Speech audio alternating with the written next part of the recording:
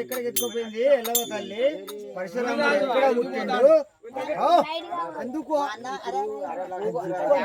మాట మర్చిపోతే ఎంతో మునిరాజు అడిగి పోతాడు ఆడికి కానీ చేస్తాడు పుట్ట పడుతుంది ముక్కుతోటి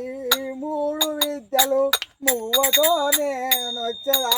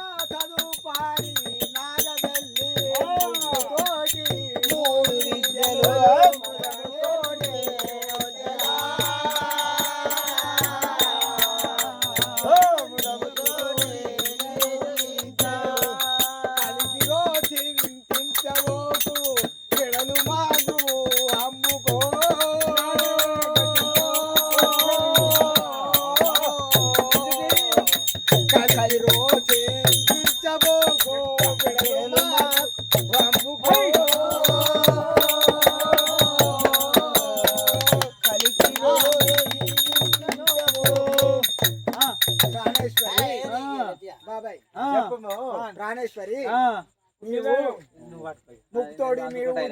ముక్కుతోడి 3 విద్యలు నేర్చుకొని వచ్చి నేను తరుబాని వెళ్ళాడతాను నువ్వు చింతిల్లకు నీ తల్లిదండ్రులతో నువ్వు నీ విద్య నీ వాళ్ళ పాలల్లో ఊడిపోయేట కాదమ్మా నాకు చెప్పు ఏమని చెప్పవాలనా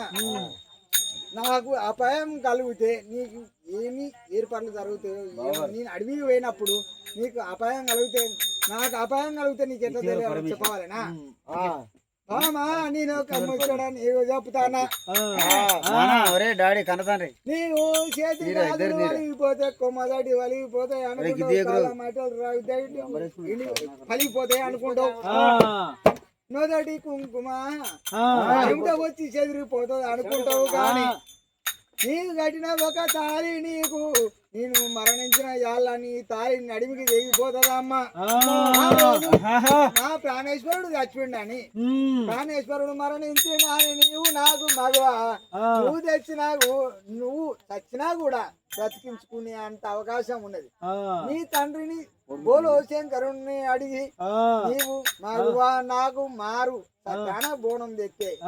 సచాన బోనం సంగతి నీ తల్లికి ఎరక నీ తండ్రికి ఎరక వాళ్ళని అడిగి నువ్వు తెచ్చినట్టయితే నా ప్రాణం రక్షించుకుంటావు నీకు భర్త కావాలనుకుంటే ఏటో పోటో అయో బాయో ఏంటో అనో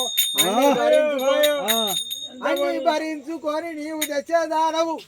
నీవు కావాలంటే అవన్నీ భరించుకొని నీవు రావమ్మా రానే రాదు కానీ నీవు అన్న మాట ప్రకారం నువ్వు అననే అనవు అన్నవు కాబట్టి కాక తప్పదు బామా సఖీలో నేడు చూడుమా చింతిలకు వెళ్ళుమా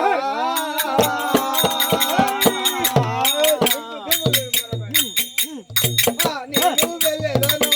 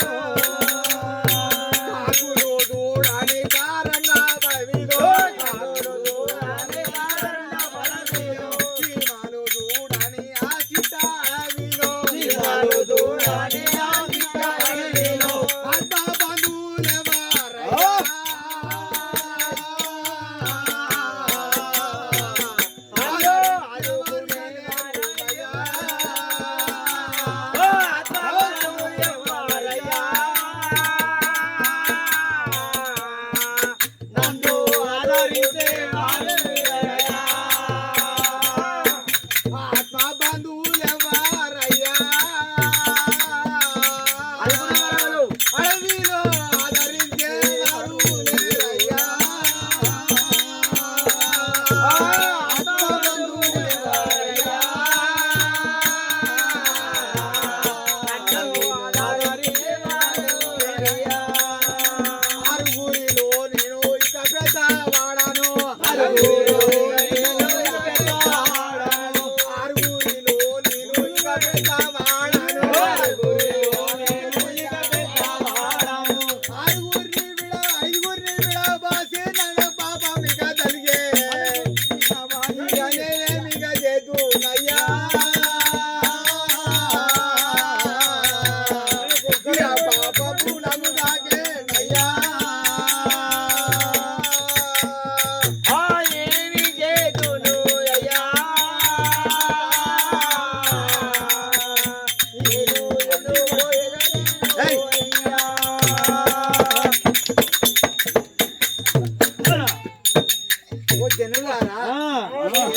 జనులారా మేము ఐదుగురు అన్నదమ్ములము మా అన్నదమ్ములకు లగ్నాలు అయినాయి పెద్దవాని నాకు లగ్నం కాలేదు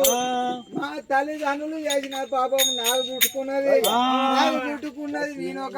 శంకరుని బిడ్డని లగ్నం చేసుకున్నా గానీ బిడ్డకైనా చింతలు తప్పలేదు నాకు పిల్ల విద్య రాని చెప్పలేదు అరణ్యం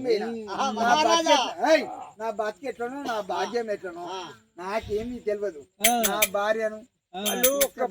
అడవిలో వదిలేసిన పక్కకు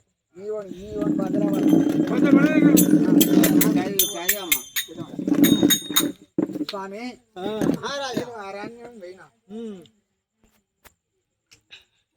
అరే అటువంటి ఒక కార్తీక రాజైనా మరి ఒక 60,000 సైనికులు పట్టుకొని 66 రాజ్యాలకు అధిపతి అయినా మరి ఒక నా రాజ్యం ఎట్లా ఉన్నదో అని పట్టుకుని రాజ్య పరిపాలన చేస్తుండగా ఎక్కడియో కామధేనువులు వచ్చి మేసే కాడికి మేసి కోసే కాడికి పోసుకొని రెక్కల మీద పట్టుకపోతా ఉన్నాయి ఎక్కడి ఆ తేనువులు ఇక్కడికి అరణ్యం ఎందుకు వచ్చినాయి ఈ అడవిలోకి ఏ పక్షి రాదు ఏ జంతువు రాదు నా రాజ్యం నా పేరు చెప్తేనే పెద్దప్పుడు నీళ్లు తాగాయి ఇటువంటి జంతువు ఏ జంతువు వచ్చిందో దీనికి కాపలే కావాలి 60,000 జనులారా